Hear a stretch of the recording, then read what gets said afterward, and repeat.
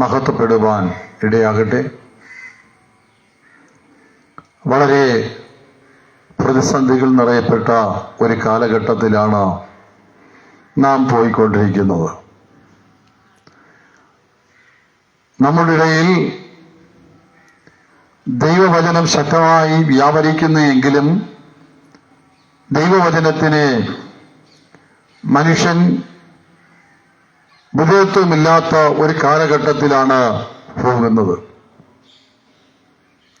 ദൈവവചനത്തിന്റെ ശക്തി എന്താണെന്നും ദൈവം ആരെന്നും ദൈവത്തിന്റെ പ്രവൃത്തിയുടേതായ ഫലങ്ങൾ എന്ത് എന്നും ദൈവത്തിൻ്റെതായ പ്രവൃത്തിയെ നിഷേധിക്കുന്ന മനുഷ്യരുടെ ഒരു ലോകമാണ്, അല്ലെങ്കിൽ ഒരു കാലഘട്ടമാണ് ഇന്ന്.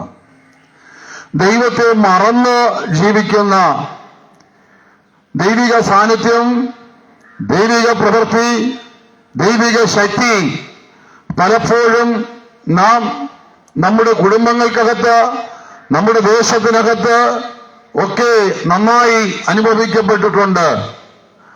എന്നാൽ ആ ദൈവത്തിൻ്റെതായ സാന്നിധ്യവും ദൈവികമായ മഹത്വത്തെയും ആ ദൈവത്തിന്റെ പ്രവൃത്തിയെയും മറന്നിട്ട് തങ്ങൾക്ക് ബോധിച്ചതുപോലെ ജീവിക്കുന്ന ഒരു കാലഘട്ടം. ദൈവത്തെ അറിഞ്ഞ മാതാപിതാക്കൾ അവർ ദൈവത്തെ ഉപേക്ഷിച്ചതുകൊണ്ട് അവരുടെ തലമുറകൾക്കാകട്ടെ ദൈവഭയമില്ലാത്തവരായി അവർ വളരുന്നു. അതിന് കാരണം ആര്? ദൈവത്തെ അറിഞ്ഞ അപ്പൻ അമ്മ. അവർ ദൈവത്തെ മറന്നതുകൊണ്ട് തലമുറകൾ ദൈവത്തെ അറിയുന്നില്ല. അതിന്റെ കടന്നുകയറ്റമാണ് ഇന്ന് ലോകമെമ്പാടും കാണുവാൻ കഴിയുന്നത്. മനുഷ്യൻ ലഹരിക്ക് അടിമയാകുന്നു. ലഹരിയുടെ പിടിയിൽ ആയി മക്കൾ അമ്മയപ്പന്മാരെ കൊല ചെയ്യുന്ന അനുഭവം, അവരെ ദേഹോപദ്രവം ചെയ്യുന്ന അനുഭവം, മാതാപിതാക്കൾ മക്കളെ കൊല ചെയ്യുന്ന അനുഭവം, ദേഹോപദ്രവം ചെയ്യുന്ന അനുഭവങ്ങൾ. ഈ കാലഘട്ടത്തിൽ മനുഷ്യൻ തങ്ങൾക്ക് ബോധിച്ചതുപോലെ ദൈവഭയമില്ലാതെ ജീവിക്കുന്നത് കൊണ്ട് എന്താണ് സംഭവിക്കുന്നത് എന്ന് ഓർത്തിട്ടുണ്ടോ? ദൈവഭയമില്ല, ദൈവത്തെ അറിഞ്ഞിട്ട് ദൈവഭയത്തിൽ നിന്ന വ്യക്തികൾ ദൈവഭയമില്ലാതെ ആകുമ്പോൾ അവരുടെ തലമുറകൾ ലഹരിയുടെ അടിമത്തത്തിൽ അവരെ ഓർത്ത് വിലപിക്കുകയും കരയുകയും ചെയ്യുന്ന ഒരു കാലഘട്ടമാണ് ഇപ്പോൾ. സമ്പത്തുള്ളവരാകട്ടെ ആ സമ്പത്ത് നേരായ രീതിയിൽ അനുഭവിക്കുവാൻ കഴിയാതെ ഒറ്റപ്പെട്ടും നിരാശപ്പെട്ടും ഭാരപ്പെട്ടും ചില വ്യക്തികൾ നരകയാതന ഇന്നും അനുഭവിച്ചുകൊണ്ടിരിക്കുകയാണ്.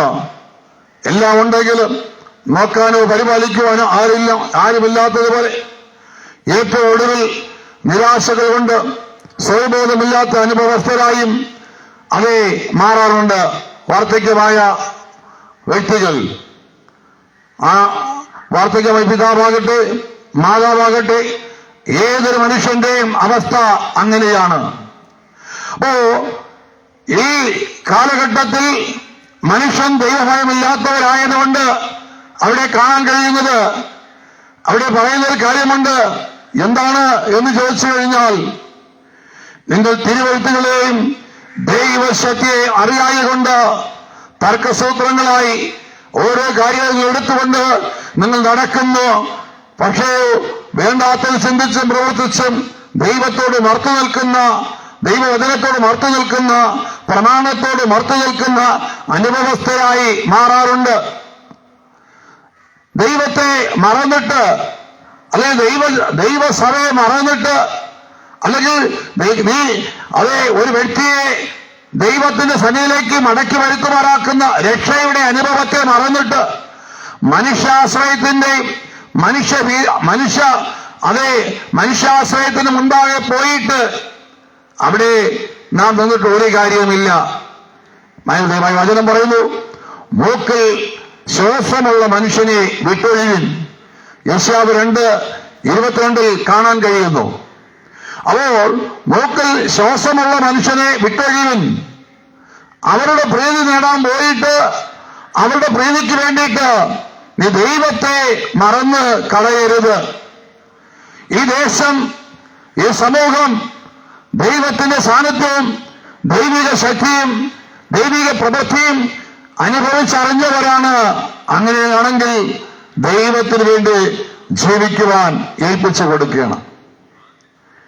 ഞാൻ ചോദിക്കട്ടെ, ഈ ശബ്ദം ഇന്ന് നമ്മൾ കേട്ടുകൊണ്ടിരിക്കുന്നു. ശബ്ദം പുറപ്പെടുവിക്കുന്ന ഞാനാകട്ടെ, ഈ ശബ്ദം പുറപ്പെടുവിക്കുവാൻ ഇനി ഒത്തിരി നാളുകൾ ഉണ്ട് എന്നൊരു പ്രതീക്ഷ എനിക്ക് പറയാൻ കഴിയത്തില്ല. കാരണം ദൈവമാണ് ഒരു മനുഷ്യന്റെ ആയുസ് നിശ്ചയിക്കുന്നത്. ഇത് കേട്ടുകൊണ്ടിരിക്കുന്ന നിങ്ങൾ പറയാണ്, ഞാനൊരു കുറച്ചു കാലം കൂടി ജീവിച്ചിട്ട് നന്നായിക്കോളാം എന്ന്. ഇത് ദുഷ്കാലമാകിയാൽ സമയം തക്കത്തിൽ ഉപയോഗിച്ചുകൊള്ളുക. നാളെ എന്ന് പറയുന്നത്, അല്ലെങ്കിൽ ഇന്ന് രാത്രി കിടന്നുറങ്ങിയാൽ പ്രഭാതം കാണുമെന്ന് എത്ര ഉറപ്പുണ്ട്? ദൈവം സൃഷ്ടിച്ച ദൈവത്തിൻ്റെതായ പ്രവൃത്തിയാൽ ഉരുവാക്കപ്പെട്ട മനുഷ്യന്റെ ജീവിതത്തിനകത്ത് നാളെ എന്നൊരു വാക്ക് ഉപയോഗിക്കുവാൻ പാടുള്ളതല്ല. ഇന്ന് എന്ത് ചെയ്യുവാൻ കഴിയും? ഈ കാലഘട്ടത്തെ കുറിച്ച് നമുക്കൊരു അറിവുണ്ട്. എന്താ അറിവ്? ന്യൂ ജനറേഷൻ കാലഘട്ടം എന്ന് പറഞ്ഞാൽ വേഗതയുള്ള കാലഘട്ടം. ഫാസ്റ്റ്. അതായത് പുറകിലോട്ടുള്ളത് നോക്കുന്നതല്ല, പുറകിലോട്ടുള്ളത് നോക്കി അതിനകത്ത് വിളകി നിൽക്കുന്നതൊന്നല്ല, മുൻപിലോട്ട് വേഗതയോടെ പോകുന്ന, സെക്കൻഡുകൾ കൊണ്ട് പണയിടപാടുകൾ നടക്കുന്നു, സെക്കൻഡുകൾ കൊണ്ട് അത് മറ്റ് സംഭവങ്ങൾ നടക്കുകയാണ്, സെക്കൻഡുകൾ കൊണ്ട് രാജ്യങ്ങൾ കടന്ന് അപ്പുറം ഇരിക്കുന്നവരെ കണ്ട് സംസാരിക്കുകയും ഓരോ കോൺടാക്റ്റുകൾ ഒപ്പുവയ്ക്കുകയും ഓരോ കാര്യാദികൾ ചെയ്യുന്ന വേഗതയേറിയ ഡിജിറ്റൽ യുഗമായി മാറിയിരിക്കുകയാണ് ഇന്ന്. അപ്പോൾ വേഗത. ഇപ്പോ പണ്ടത്തെ കാലം നോക്കുകയാണെങ്കിൽ വീട്ടിനകത്ത് അപ്പൻ അമ്മ അവരുടേതായ മാതാപിതാക്കൾ ഇങ്ങനെ വാർദ്ധക്യമായ ഒരു കൂട്ടരെ പുറകിലോട്ട് നോക്കുന്ന ഒരു കാലഘട്ടം. പക്ഷേ ഇന്നത്തെ ആകട്ടെ ഓരോരുത്തർ അവരുടേതായ ജീവിതത്തെ മാത്രം മുന്നിൽ കണ്ടുകൊണ്ട് പോകുന്നതാണ്. പുറകിലുള്ളവരെ നോക്കുന്നില്ല. പുറകിലുള്ളതായ വ്യക്തികൾ, ഉദ്യോഗസ്ഥരാകട്ടെ, റിട്ടയർമെന്റ് ആയവരാകട്ടെ, അവരെയൊക്കെ ഓരോ പ്രത്യേക സ്ഥലത്തേക്ക് ആക്കി അവരുടെ മരണാനന്തര കാര്യത്തിലുള്ള ചെലവിൻ്റെതായ ധനം വരെ അവിടെ കൊടുത്തിട്ട് മക്കൾ മുന്നിലോട്ട് പോവുകയാണ്. പുറകിലോട്ട് നോക്കാൻ അവർക്ക് സമയമില്ല. അപ്പോൾ നോക്കണം, ഇന്നത്തെ കാലഘട്ടം അങ്ങനെ. ഞാൻ പറഞ്ഞത് നാളെ എന്ന് പറഞ്ഞൊരു തീരുമാനം നമുക്ക് എടുക്കുവാനല്ല. പ്രത്യേകിച്ച് ഈ തോട്ടാവാരം പ്രദേശത്തിന് നടുവിൽ നാം ഒന്ന് ചിന്തിച്ചിട്ടുണ്ടോ? എത്രയോ കാലഘട്ടങ്ങൾ ദൈവശബ്ദം കേൾക്കപ്പെട്ടവരാണ്, ദൈവത്തെ അറിയപ്പെട്ടവരാണ്. ദൈവത്തെ അറിഞ്ഞിട്ടോ അതിൽ ഉറച്ചു നിൽക്കുവാൻ കഴിയാതെ നാം പോയിക്കൊണ്ടിരിക്കുന്നു. പുരോഗതിയുടേതായ ആ ഒരു അനുഭവം നമ്മുടെ മുമ്പിൽ വർദ്ധിച്ചുകൊണ്ടുവരുമ്പോൾ, ആ പുരോഗതിയുടേതായ അനുഭവങ്ങൾ ഉണ്ടാകുമ്പോൾ അതിനൊത്തവണ്ണം മുന്നേറുവാൻ കഴിയാതെ താഴേക്ക് ഇവരുകൊണ്ടിരിക്കുന്നു. പ്രശ്നങ്ങളും പ്രതികൂലങ്ങളും പ്രതിസന്ധികളും കൊണ്ട് നിറഞ്ഞിരിക്കുകയാൽ അല്ലേ? മക്കളുടെ ജീവിതത്തിനകത്ത് സ്വസ്ഥതയുണ്ടോ? ഒരു സ്വസ്ഥതയുമില്ല. മരുമക്കളുടെ ജീവിതത്തിൽ സ്വസ്ഥതയുണ്ടോ? ഇല്ല. അമ്മയപ്പന്മാർക്ക് മക്കളെ കൊണ്ടൊരു സ്വസ്ഥതയുണ്ടോ? ഇല്ല. എന്നും നിരാശയാണ്. ധനമുണ്ട്, അതുകൊണ്ട് ഒന്നും ഉള്ള ധനങ്ങളെല്ലാം നശിച്ചുകൊണ്ടിരിക്കുകയാണ്. വാശികളും വൈരാഗ്യങ്ങളും ദൈവത്തിന്റെ കൃപയാൽ നിലനിൽക്കുവാൻ കഴിയുന്നില്ല. ഒന്ന്, ഈ നാളുകളിൽ നിന്റെ കഷ്ടതയിൽ നിന്നെ സഹായിച്ച വിടുവിച്ച ആ ദൈവത്തിന്റെ വഴിക്ക് മനുഷ്യൻ തിരിച്ചു വരണമെന്ന് അതേ ദൈവം ആഗ്രഹിക്കുന്നു. എന്നാൽ അറിയായ്മയുടെ കാലങ്ങളെ ലക്ഷ്യമാക്കാതെ ഇപ്പോൾ എല്ലായിടത്തും എല്ലാവരും മാനസാന്തരപ്പെടണമെന്ന് ദൈവം മനുഷ്യരോട് കൽപ്പിക്കുന്നു. അപ്പോസ്തലപ്രവൃത്തികളുടെ പുസ്തകം 17:30. അപ്പോൾ ഒന്ന്, ഈ ശബ്ദം കേൾക്കുന്ന പ്രിയപ്പെട്ടവരെ, ആകാത്ത വഴികളിൽ നിന്ന്, വേണ്ടാത്ത ജീവിതങ്ങളിൽ നിന്ന് അത് വിട്ടെറിഞ്ഞിട്ട് സത്യത്തിന്റെ പാത പിന്തുടരുവാൻ, സത്യത്തിന്റെ പാത അനുഗമിപ്പാൻ, സത്യം അറിയുകയും സത്യം നിങ്ങളെ സ്വതന്ത്രരാക്കുകയും ചെയ്യും യേശു കർത്താവ് പറഞ്ഞു. യോഹന്നാൻ സുവിശേഷം 8:32 പറയുന്നു. അപ്പൊ സത്യം ആരാണ്? ക്രിസ്തു. ആരാണ് ദൈവപുത്രൻ? ആ ദൈവത്തിന്റെ ദൗത്യം എന്താണ് എന്ന് പാരമ്പര്യങ്ങൾ വിട്ടെറിഞ്ഞിട്ട് സർവശക്തനായ ദൈവത്തിലേക്ക് വരുവാൻ തയ്യാറാകുന്ന ഒരു തീരുമാനമെടുക്കേണ്ടത് ആവശ്യമാണ്. ആ തീരുമാനത്തിലേക്ക് വരണം. ആ യേശു പറഞ്ഞു, ഞാൻ ലോകത്തിന്റെ വെളിച്ചമാണ്. ആ യേശു പറഞ്ഞു, ഞാൻ ലോകത്തിന്റെ വെളിച്ചം. യോഹന്നാൻ സുവിശേഷം 8:12 കാണാൻ കഴിയുന്നു, ഞാൻ ലോകത്തിന്റെ വെളിച്ചം. ഏഴിലിരിക്കുന്നവരെ, ലോകത്തിന്റെ വെളിയിലിരിക്കുന്നവരെ, മദ്യത്തിനും ലഹരി പദാർത്ഥത്തിനും അടിമപ്പെട്ടിരിക്കുന്നവരെ, പുറത്തുള്ള മനുഷ്യരുമായി സമ്പാദിക്കുവാൻ അല്ലെങ്കിൽ സംസാരിക്കുവാൻ കഴിയാതെ ഒറ്റപ്പെട്ട് അടച്ചുപൂട്ടിയിരിക്കുന്ന മനുഷ്യ, യേശു പറഞ്ഞൊരു കാര്യമാണ്, ഞാൻ ലോകത്തിന്റെ വെളിച്ചമാകുന്നു. വാസ്തവമല്ലേ? മദ്യത്തിലെ ലഹരി പദാർത്ഥങ്ങൾക്കും വ്യഭിചാരങ്ങൾക്കും ഗ്രാമം തോറും അത് സ്റ്റേറ്റുകളും അത് രാജ്യങ്ങളൊക്കെ അത് നരഭോജികളായി തങ്ങൾക്ക് ബോധിച്ചതുപോലെ അത് അങ്ങോട്ടും ഇങ്ങോട്ടും ജീവിച്ച് അത് പോക്കിയ ഒരു കാലഘട്ടമുണ്ടായിരുന്നു. അവിടെ അപ്പന്റേതായ വില എന്ത് എന്നും അമ്മയുടെ വില എന്താണെന്നും മക്കളുടേതായ ആ വില എന്തെന്നും അത് ഒരു കുടുംബജീവിതത്തിൻ്റെതായ ശരിയായ ഭദ്രത എന്ത് എന്നും അത് ശരിയായ തരത്തിൽ മനുഷ്യന് ബോധ്യപ്പെടുത്തി കൊടുത്തിരിക്കുന്നത് അത് വിശുദ്ധ വേദപുസ്തകമാണ്, സത്യവേദ പുസ്തകം. അതിനകത്ത് അടങ്ങിയിരിക്കുന്ന ഏകരക്ഷകൻ യേശു ക്രിസ്തു എന്ന കാര്യസ്ഥൻ, അല്ല യേശു ക്രിസ്തു എന്ന ആ സർവശക്തനായ ദൈവത്തിന്റെ പുത്രൻ ഇവിടെ കാണാൻ കഴിയുന്നത്. അപ്പൊ ആ ക്രിസ്തുവിന്റെ അടുക്കിലേക്ക് വരണം.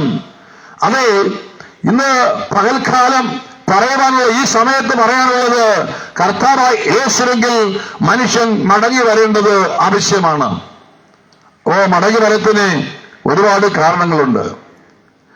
അത് ഇന്ന് മനുഷ്യൻ എന്തോ ഓടെയാണ്, ആത്മീയതലം വിട്ട്, ആത്മീയത വിട്ട്, പ്രാർത്ഥനകളെ വിട്ട്, ദൈവിക കൂട്ടായ്മകളെ വിട്ട് മനുഷ്യൻ ഓടെയാണ്. എന്തിന്? അത് നശിച്ചു പോകുന്ന ദൈവങ്ങൾക്ക് സമ്പത്തിന്റെ പിന്നാലെ. സമ്പത്ത് മനുഷ്യൻ ആവശ്യം. പക്ഷേ യേശു ക്രിസ്തു പറഞ്ഞൊരു കാര്യമുണ്ട്, ഫുളവും തുരുമ്പും കെടുക്കുകയും കള്ളന്മാർ തുറന്നു മോഷ്ടിക്കുകയും ചെയ്യുന്ന ഈ ഭൂമിയിലല്ല നിങ്ങളുടെ നിക്ഷേപം സ്വരൂപിക്കേണ്ടത്.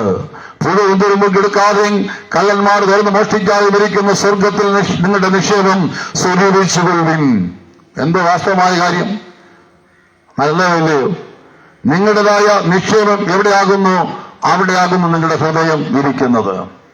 നിങ്ങളുടെ നിക്ഷേപങ്ങളെടുത്ത് നിങ്ങളുടെ ഹൃദയം ഇരിക്കുന്നു. ഭൂമിയിലും നശിച്ചു പോകുന്ന വസ്തുക്കൾക്കും പൊരുളുകൾക്കുമാണ് നിങ്ങളുടെ ചിന്തയും നിങ്ങളുടെ ആഗ്രഹമാണെങ്കിൽ അവിടെയാണ് നിങ്ങളുടെ ഹൃദയം ഇരിക്കുന്നത്. അത് വരുവാണ്ടിരിക്കുന്ന ലോകത്തിൽ, അത് സ്വർഗത്തിലാണ് നിങ്ങളുടെ നിക്ഷേപം വച്ചിരിക്കുന്നെങ്കിൽ നിങ്ങളുടെ ഹൃദയം അവിടെ ഇരിക്കുന്നു. അത് യേശു പറഞ്ഞ കാര്യമാണ്. യേശുവിന്റെ അടുക്കൽ വരുവാൻ, യേശുവിന്റെ സന്നിധി നിൽക്കുവാൻ തയ്യാറാകണം. ദേശം നമ്മൾ അറിഞ്ഞിട്ടുണ്ടോ, ദൈവത്തെ മറന്നു ജീവിക്കുന്ന ദേശം ഇരുളിലാണ്. അവർക്ക് സൂര്യപ്രകാശമുണ്ട്, എല്ലാം ഉണ്ട്, വൈദ്യുതി കണക്ഷനുണ്ട്, എല്ലാം ഉണ്ട്. പക്ഷെ അവിടെ കുടുംബങ്ങൾ നോക്കുമ്പോൾ ഒരു ഇരുളിന്റെ അനുഭവത്താണ്. ആ ഇരുളിന്റെ അധിപതിയെ പറയുന്നത് വിശുദ്ധ വേദപുസ്തകം പിശാച് അല്ലെങ്കിൽ സാത്താൻ എന്ന അധിപതി. അവിടെയാണ് രക്തച്ചൊരിച്ചിലുകളും, അവിടെയാണ് ഭയപ്പാടുകളും. മനുഷ്യന് ഉറങ്ങാൻ കഴിയത്തില്ല. ഉറങ്ങിയാൽ പലവിധമായ ചിന്തകളും പലവിധമായ പ്രതിസന്ധികളും. ഉറക്കാൻ കഴിയത്തില്ല. അത് രാത്രിയെന്ന് പകലെന്ന് വ്യത്യസ്തമില്ലാതെ നിവർന്നിരിക്കുകയാണ്, വളരെ ആകുലനായി. സഹോദരൻ, അതേ ആണുങ്ങളാകട്ടെ പെണ്ണുങ്ങളാകട്ടെ മാതാപിതാക്കളാകട്ടെ, ഇന്ന് ഓരോരുത്തരുടെ അവസ്ഥ ഇതാണ്. യേശു പറഞ്ഞു, ഞാൻ ലോകത്തിന്റെ വെളിച്ചം. മദ്യത്തിന്, ലഹരി പദാർത്ഥത്തിനും പാപജീവിതത്തിനും അത് അടിമപ്പെട്ടിരുന്ന എത്രയോ കുടുംബങ്ങളെ, എത്രയോ ഗ്രാമങ്ങളെ ഇന്ന് നിത്യ വെളിച്ചത്തിലേക്ക് നയിച്ചത് സാക്ഷാൽ ക്രിസ്തു അത്രേ. അപ്പൊ ക്രിസ്തു നിങ്ങളെ സ്നേഹിക്കുന്നു. അത് ക്രിസ്തു നിങ്ങളെ സ്നേഹിക്കുന്നു. ആ യേശു ക്രിസ്തുവിൽ വിശ്വസിപ്പാൻ തയ്യാറാകുന്നുവോ? ആ യേശു ക്രിസ്തുവിന്റെ അടുക്കൽ മടങ്ങി വരുവാൻ തയ്യാറാകുന്നുവോ?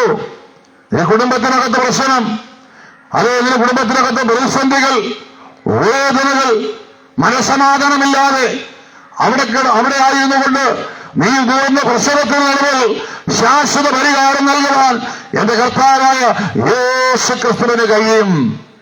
ഇന്ന് പകൽക്കാലം വിശ്വസിപ്പാൻ തയ്യാറായി കഴിഞ്ഞാൽ നോക്കുക, സമ്പത്തുകൾ ദൈവത്തെക്കാൾ അധികമായിട്ട് നിന്റെ സമ്പത്തുകളെ നീ സമ്പാദിക്കാൻ നോക്കുമ്പോൾ നിമിഷ നേരം കൊണ്ട് അതേ മണൽത്തരികൾ കൊണ്ട് അതേ വീണുപോകുന്നതായ കൊട്ടാരങ്ങൾ പണിയുന്നത് പോലെയാണ് പെട്ടെന്ന് തകർന്നു പോകുന്ന അനുഭവം, സമ്പത്ത് മുഴുവൻ നശിച്ചു പോകുന്ന അനുഭവം മന കണ്ടിട്ടില്ലയോ? ദൈവത്തെ മറന്നുണ്ടാക്കിയിട്ട് നമ്മളെ തന്നെ ചെന്ന് നോക്ക്. നിന്റെ ജീവിതത്തിനകത്ത് കേസിന് ഒരറുതി വരുന്നുണ്ടോ? നിന്റെ ജീവിതത്തിനകത്ത് പ്രശ്നങ്ങൾക്ക് ഒരു അറിവ് വരുന്നുണ്ടോ? നിന്റേതായ അതേ കുഞ്ഞുങ്ങൾ ഇന്ന് ഏത് സ്ഥലത്തിലായിരിക്കുന്നു? എല്ലാം ഉണ്ടെങ്കിലും ഒന്നുമില്ലാത്തവരെ പോലെ ആയിരിക്കുന്ന ഒരു സാഹചര്യത്തിൽ എത്തിയിരിക്കുമ്പോൾ ഇന്ന് പകൽക്കാലം മനസ്സിലാക്കേണ്ടത് ദൈവത്തെ അറിയേണ്ട രീതിയിൽ മാനസാന്തരപ്പെടണം, മാനസാന്തരത്തിന് യോഗ്യമായ ജീവിതം നയിക്കണം എന്നിവിടെ കാണുവാൻ കഴിയുന്നു. അപ്പോ മാനസാന്തരത്തിന് യോഗ്യമായ ഫലം അത് പുറപ്പെടുവിക്കണം. നീ മദ്യം അതേ കർത്താവിന്റെ അടുക്കിലേക്ക് തിരിഞ്ഞാൽ മദ്യം ഉപേക്ഷിക്കേണ്ടി വരും. യേശുവിന്റെ അടുക്കിലേക്ക് തിരിഞ്ഞാൽ അത് ഈ സ്മോക്കിംഗ്, അത് ബീഡി, സിഗരറ്റ് ഇങ്ങനെയുള്ളതായ പുകൽപ്പന്നങ്ങൾ ഉപയോഗിക്കേണ്ടതായി വരും.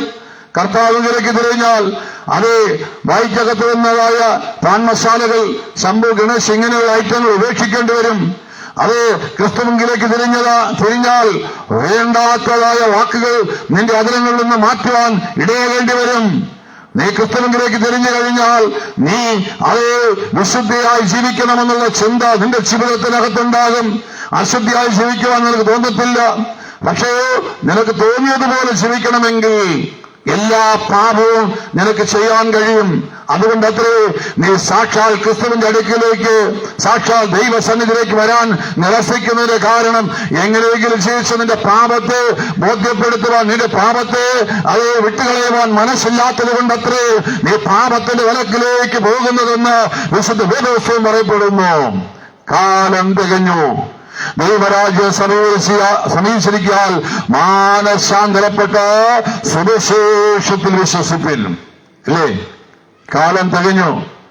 ഇത് കൃപാപരം പെരുകി, കൃപ പെരുകുന്നിടത്ത് അത് പാപം പെരുകിക്കൊണ്ടിരിക്കുന്നു. കൃപ വർദ്ധിക്കുന്നിടത്ത് പാപം പെരുകുന്നു. ദൈവത്തിന്റെ കൃപയാ നാം മുടിഞ്ഞു പോകാതിരിക്കുന്നത്. ദൈവത്തിന്റെ ദയ ഒന്നുകൊണ്ടാണ് നാം മുടിഞ്ഞു പോകാതിരിക്കുന്നത്. ദൈവത്തിന്റെ ദയ ഒന്നുകൊണ്ട് മാത്രമാണ് നാം നശിച്ചു പോകാതിരിക്കുന്നത്. ഒരു കാര്യം മനസ്സിലാക്കുക, ശബ്ദം കേൾക്കുന്ന ദേശമേ, സഹോദരങ്ങളെ, ദേശനിവാസികളെ, അത് സംഘടനകാല വ്യത്യാസങ്ങളില്ലാതെ, മതതര വ്യത്യാസങ്ങളില്ലാതെ സത്യത്തിന്റെ വചനം വിളിച്ചുണർത്തിക്കുന്നു. അവനവൻ ശരീരത്തിലിരിക്കുമ്പോൾ ചെയ്യുന്ന നല്ലതാകലും തീയതാകലും അതിന് തക്കവണ്ണം നാം ഓരോരുത്തരും പ്രാപിക്കുന്നവരെ ക്രിസ്തുവിന്റെ ന്യായ സ്ഥലത്തിന് മുൻപാകെ വെളിപ്പെടുന്ന വന്നു കഴിഞ്ഞു. പ്രിയമുള്ളവരെ, ഇതാ ഇവിടെ മരിച്ചു കഴിഞ്ഞാൽ ഇവിടെ കഴിഞ്ഞ ദിവസങ്ങളിൽ അതിന് കുറെ ആചാരങ്ങൾ നടത്തിയ ഒരു വിഭാഗം ആൾക്കാരുണ്ട്. അപ്പോ മരിച്ചുപോയവർക്ക് ആഹാരം കൊടുക്കുക, ഇങ്ങനെയുള്ള കാര്യങ്ങൾ ചെയ്യുക, അന്നേ ദിവസം മദ്യം കഴിക്കുക, ആണ്ടോടാണ്ട് പ്രാർത്ഥിക്കുക, മരിച്ചവർക്ക് വേണ്ടിയിട്ട് അത് അങ്ങനെയുള്ള കാര്യങ്ങൾ ചെയ്യുക. മരിച്ച എന്തിനാണ്? അവന്റെ ആത്മാവിന്റെ മോക്ഷത്തിന് വേണ്ടിയിട്ട്. മരിച്ച മനുഷ്യന്റെ ആത്മാവിന്റെ മോക്ഷത്തിന് വേണ്ടി ക്രിയാകർമ്മങ്ങൾ കൊണ്ട് ഒരു മോചനവും നേടാൻ കഴിയില്ല എന്ന് ഗ്രന്ഥങ്ങളിൽ തന്നെ കാണാൻ കഴിയുന്നു.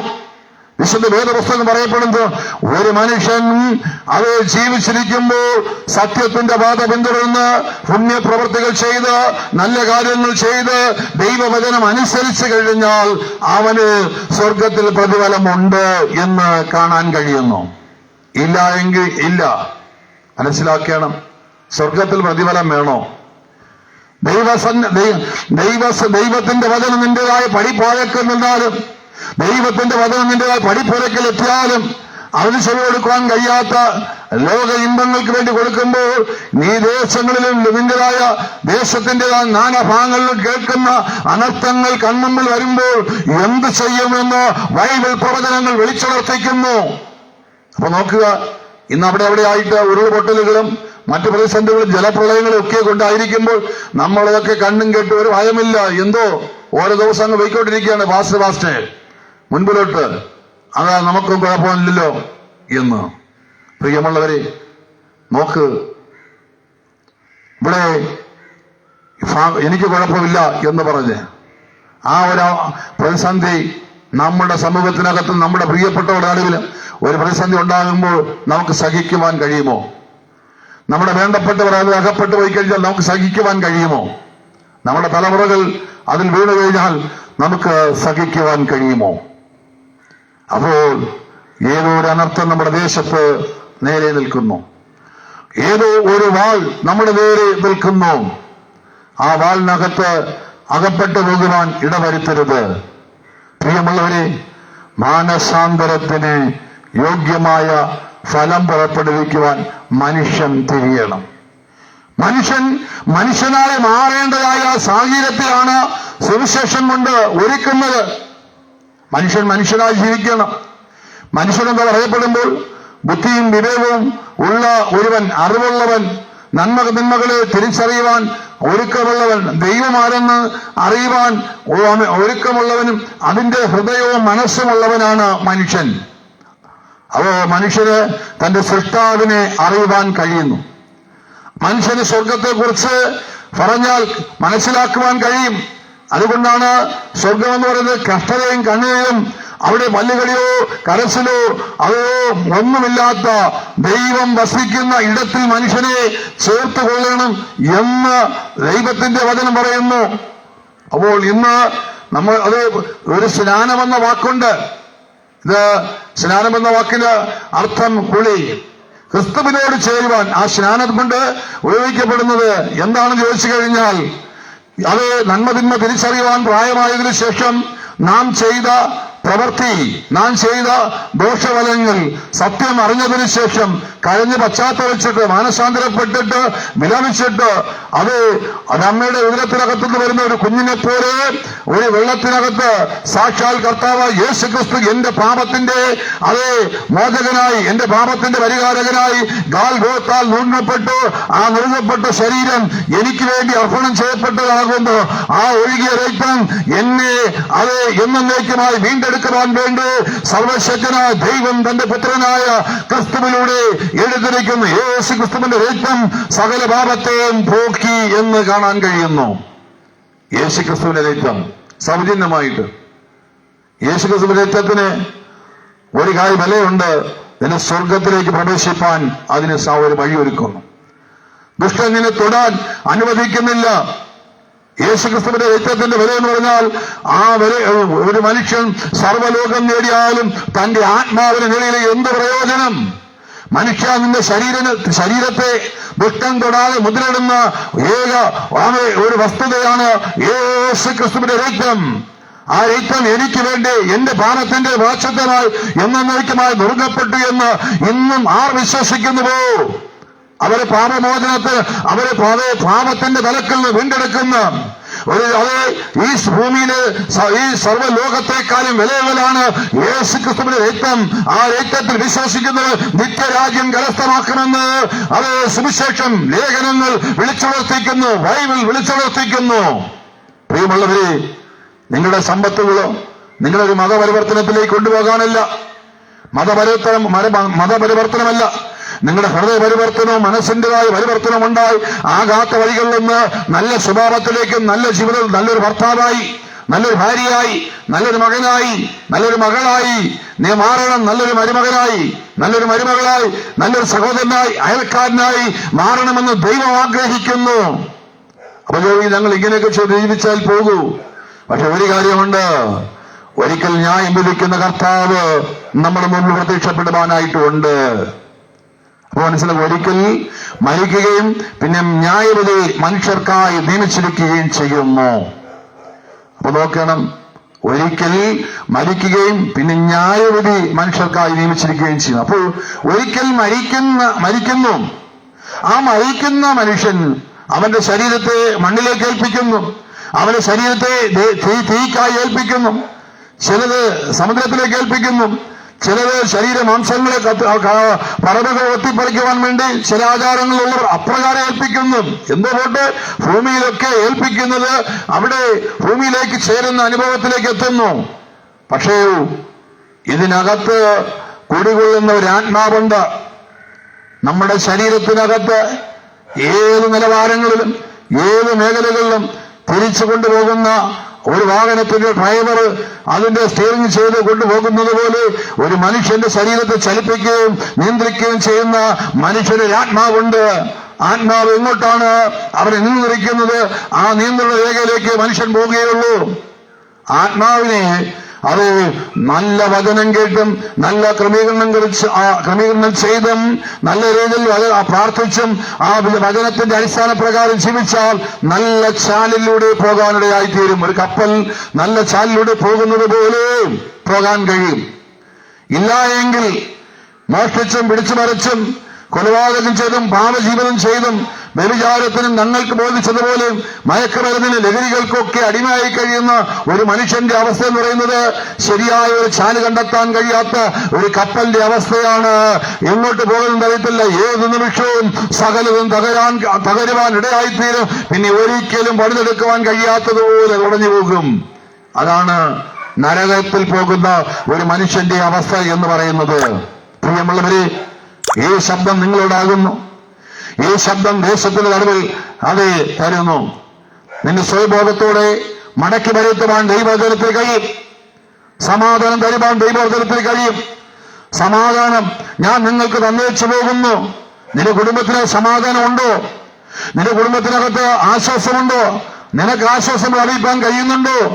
പക്ഷേ ഞാൻ എന്നെ ദൈവ പൈതലാക്കി മാറ്റി, എന്നെ ഒരു മനുഷ്യ സ്നേഹിയാക്കി മാറ്റിയ ആ ക്രിസ്തു ഇങ്ങനെ പറഞ്ഞു വയ്ക്കുന്നു, ഞാൻ അത് സമാധാനം നിങ്ങൾക്ക് തന്നേച്ചു പോകുന്നു.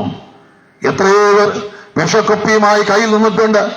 എത്രയോ പേർ കയറുമായി മരിക്കുവാൻ വേണ്ടി ആഗ്രഹിച്ചു നിന്നവരുണ്ട്. എത്രയോ അത് ഒഴിച്ച് തങ്ങളുടെ ജീവിതത്തെ അവസാനിപ്പിക്കുവാൻ മണ്ണെണ്ണയൊഴിച്ച് എത്രയോ പേർ ജീവിതങ്ങൾ അവസാനിപ്പിച്ചിട്ടുണ്ട്. മറ്റ് മാരകമായ വിഷങ്ങൾ കഴിച്ചു എത്രയോ പേർ അത് എടുക്കുമ്പോൾ ഒരു കൂട്ടം പേർ മരിച്ചു പോയിട്ടുണ്ട്. ഒരു കൂട്ടം പേർ ഇതുമായി കയ്യിൽ നിൽക്കപ്പെടുമ്പോൾ യേശു നിന്നെ സ്നേഹിക്കുന്നു, യേശു നിന്നെ വിളിക്കുന്നു. അല്ലെങ്കിൽ രക്ഷമിച്ചും പാപം മോചിച്ചും കിട്ടിയ മനുഷ്യൻ ഭാഗ്യവാൻ.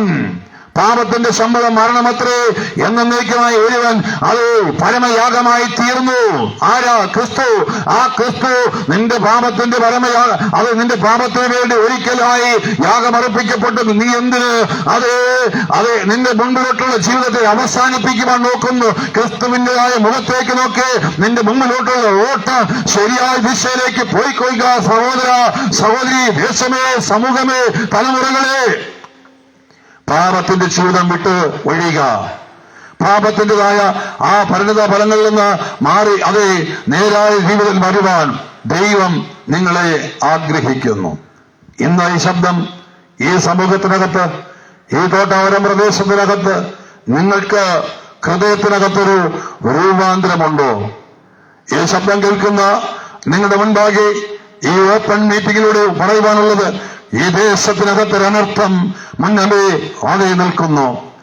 അനർത്ഥം എന്റെ കുടുംബത്തിനകത്ത്, എന്റെ തലമുറയ്ക്കകത്ത്, എന്റെ ജീവിതത്തിനകത്ത് ഒരു നിലവിളിയായി നിൽപ്പാൻ ഇടവരുത്തരുത് എന്ന് ദൈവത്തോട് പറഞ്ഞ് മടങ്ങി വരുവാൻ തയ്യാറാകുക. സൗജന്യ രക്ഷാമാർഗം പ്രാപിക്കുക.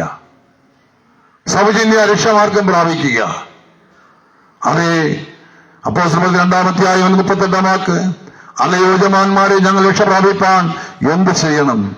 നിങ്ങളുടെ പാപങ്ങളുടെ മോചനത്തിനായി നിങ്ങൾ ഓരോരുത്തരും കർത്താവായ യേശു ക്രിസ്തുവിന്റെ നാമത്തിൽ സ്നാനമേൽപ്പിൻ. ഒരിക്കലും ക്രിസ്തുവായ സ്നാനമേൽക്കണം.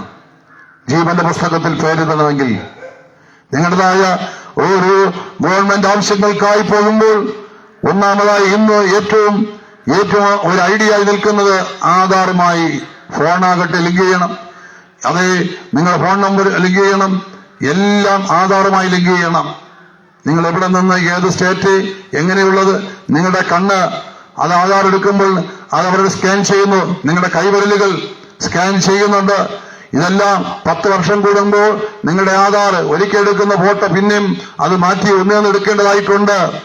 ഇത് ആധാർ എല്ലാമായി ചെയ്യുന്നെങ്കിൽ സ്വർഗത്തിൽ പ്രവേശിക്കണമെങ്കിൽ നീ ജലസ്നാനം സ്വീകരിക്കണം. പുതിയൊരു സൃഷ്ടിയായി മാറണം. സ്വർഗത്തിലേക്കുള്ള വാതിൽ വളരെ ഇടുക്കവും ഞെരുക്കവുമേറിയതാണ്. ഇതിന് കഷ്ടതകളൊക്കെ ഉണ്ട്. ദൈവത്തോട് പ്രാർത്ഥിക്കണം. അതിനുവേണ്ടി സമയം ചെലവഴിക്കണം. ലോകത്തിലേക്കുള്ള ലോകത്തിന്റെ വഴി എന്ന് പറയുന്നത് വളരെ വിശാലമായി കിടക്കുന്നത്. എന്ത് വേണം ചെയ്യാം. എല്ലാവരും പറയും, തിന്നും കുടിച്ചും അത് ഇരുന്നാൽ മതി, ഇനി എനിക്ക് ഒരു കുഴപ്പവുമില്ല എന്ന് പറയുവാൻ ഇടയായിത്തീരും. പക്ഷേ ഒന്ന് പറയാനുണ്ട്, അതെ, ലോകത്തിന്റെ വഴി വലിയ വിശാലമായി കിടക്കുന്നു. എന്നെ കേൾക്കുന്ന സഹോദരങ്ങളെ, പ്രിയപ്പെട്ടവരെ, ഒന്ന് നാം മനസ്സിലാക്കണം. ദൈവസന്നിധിയിൽ നമ്മെ അറിയുന്ന ഈ പ്രപഞ്ചത്തിന്റെ സൃഷ്ടാവായിരിക്കുന്ന ദൈവം സർവ്വ മനുഷ്യരെയും അറിയുന്നു. മരിച്ചാൽ തീർന്നു പോകുന്നതല്ല നമ്മുടെ ജീവിതം.